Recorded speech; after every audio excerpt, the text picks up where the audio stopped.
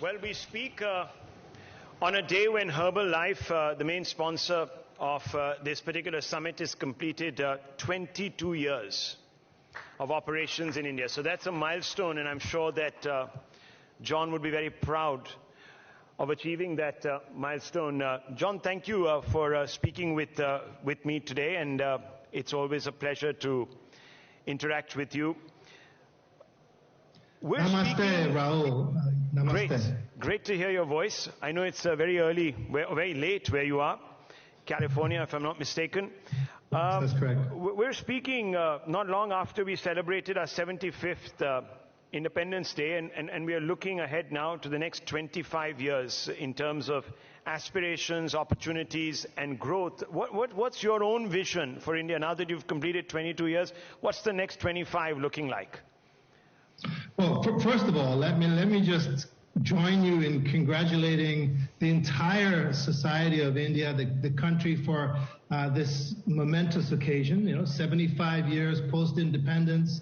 You now have the ability to kind of look forward to that 100-year mark.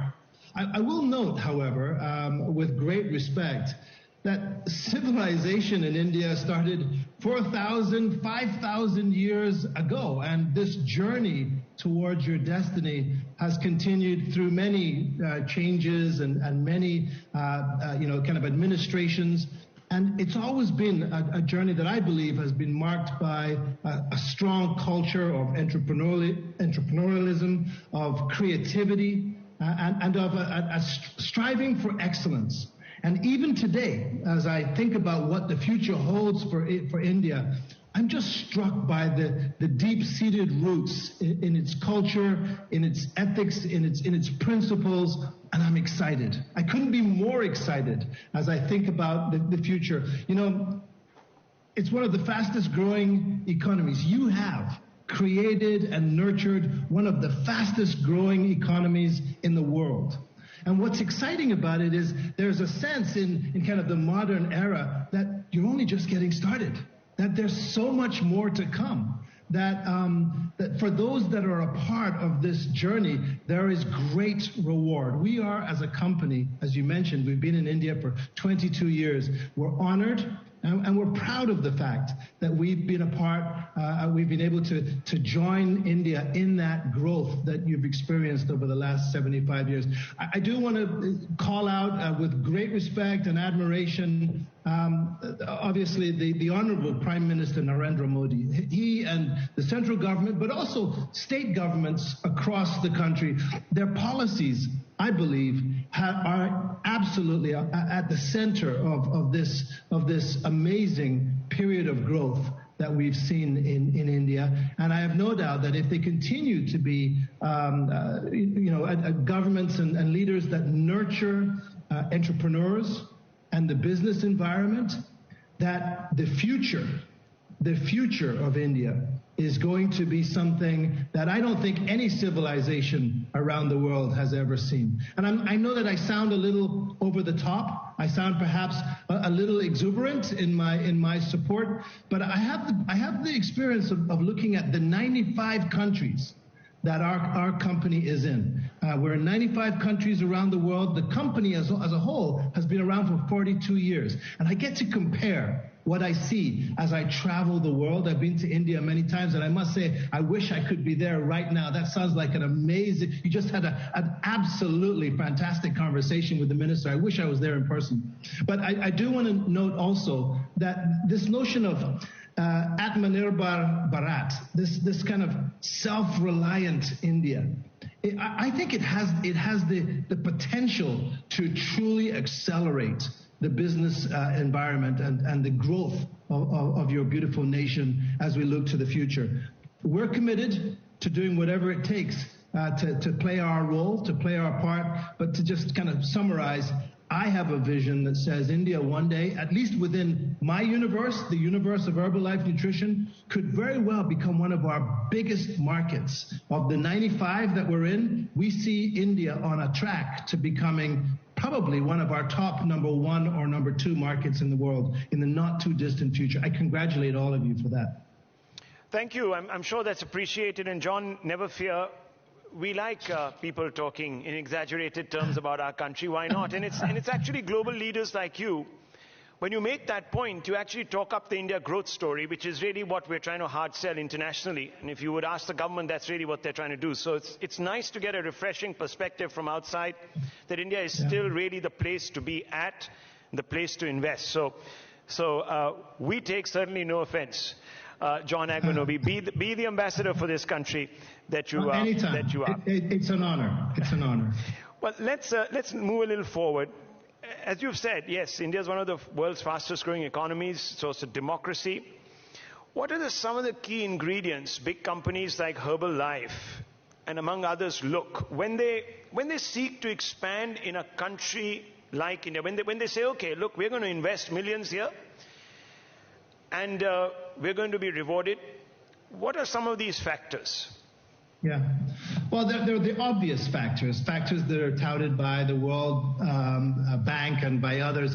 Political stability is important. The democracy is, I believe, one of the best ways to assure the stability, political stability of a market, and India has that, a very strong democracy and political stability. Obviously, security and the rule of law.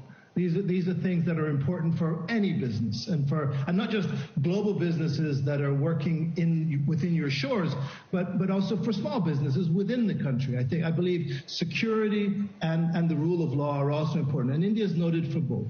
I think the other thing, of course, is a regulatory construct that is both protective of consumers.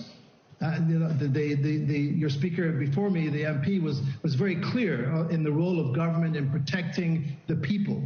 But it should also be a regulatory construct that is encouraging of growth, nurturing of growth, a regulatory construct that is designed to balance the needs of both the consumer and the businesses and investors that are committing to that environment. When all is said and done, it's not quite perfect, but it's close. Right? There's always an opportunity to make things better, and it is a community, an environment, a situation that is evolving, and I see it evolving in the right direction. Now, there are things that are specific to our company. We're in the business of healthy nutrition. We sell nutrition products, and we help small businesses thrive. And I'll come back to that point in just a second. But we're also looking, when we enter any market, we're looking for places where there's a growing population, growing demand, and an opening of awareness to the importance of nutrition. And we see that in India.